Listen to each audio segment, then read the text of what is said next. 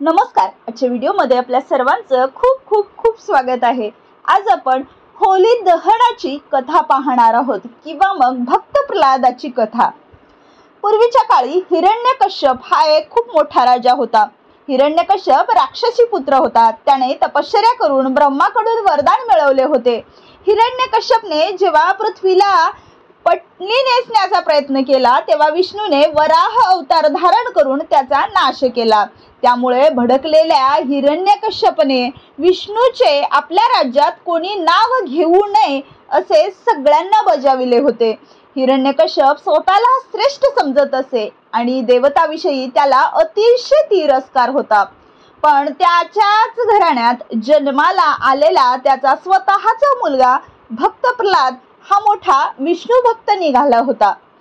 भक्त प्रल्हाद बालपणापासून विष्णूचा म्हणजेच नारायणाचा परम भक्त होता. प्रल्हाद दिवस रात्र विष्णूच्या नावाचे नामस्मरण करीत असे. तो फक्त नारायण नारायण नारायण हा नामजप करत असे. नेमके हेच हिरण्यकश्यपूला मान्य नव्हते. त्यामुळे त्याने प्रल्हादाला त्याच्यापासून परावर्त करण्याचा प्रयत्न केला, परंतु प्रत्येक वेळी तो अपयशी ठरला.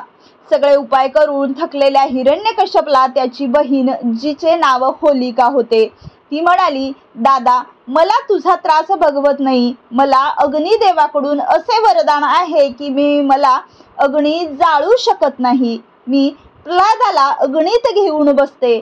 मला वरदान असल्यामुळे मी काही जळणार नाही, पण तो नक्कीच जळून खाक होईल. हे ऐकून हिरण्यकश्यपने गावात निवाळलेल्या काटक्याने मोठी पेंडी तयार केली. त्यात गोऱ्या रचल्या. त्यात होलिका आणि प्रल्हादाला घेऊन बसली व शिपायांनी आग लावली. होलिका आपल्याच वरदानाच्या धुंदीत होती, परंतु भक्त प्रल्हादाच्या भक्ती साधनेमुळे उलटेच घडले. होलिकेचे अंग जळू लागले. तिच्या अंगाचा दाह होऊ लागला. चिता संपूर्ण पेटलेली होती. आग धगधगती होती आणि त्यात होलिका जळू लागली होती.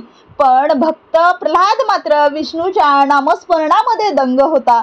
शेवटी जे व्हायचं होतं तेच झालं.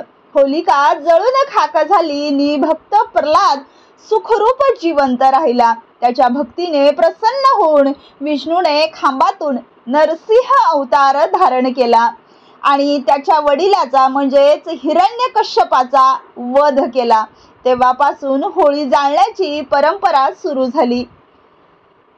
अस्त्याला जाळून सत्याचा प्रकाश पसरविणे हा होलिकेच्या दहनामागील उद्देश आहे. म्हणजेच असत्य जाळून खाक होते आणि सत्य विजयी होते. म्हणूनच होळीला एवढे महत्त्व आहे. ही होलिकेची कथा जर तुम्हाला आवडली असेल तर या व्हिडिओला लाईक, शेअर आणि सबस्क्राईब नक्कीच करा. धन्यवाद.